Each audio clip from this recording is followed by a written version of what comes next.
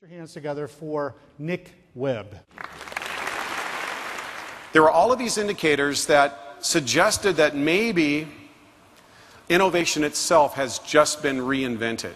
Good is out, exceptional, layered, and dynamic value rules the day. If you're great, you will create a discipleship and a following that is unbelievable.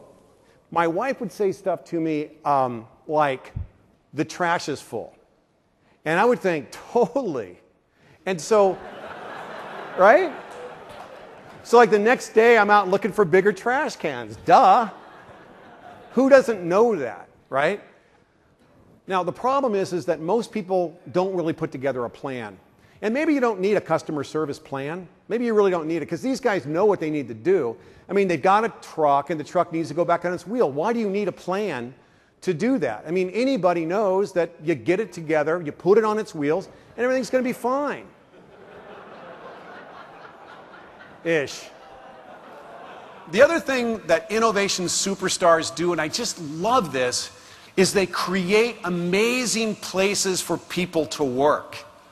And they honor and respect and genuinely love the people that work there. Oh, do they hire salespeople? Of course not. Why would you hire salespeople? Everybody hates salespeople.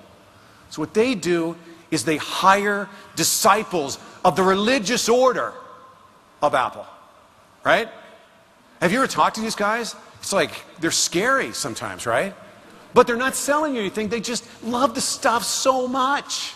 I was researching this book. I was disappointed and surprised to find that my colleagues in the management consulting space were propagating over 170 different forms of so-called innovation management systems. And these systems were designed to take organizations to a new level of innovation. The problem was that these systems were not, in fact, innovation management systems. They were risk management systems. The baseline level of expectation is where most companies live, and it's the beginning of the end. Now, the first problem is, do you know where you live in the customer value strata?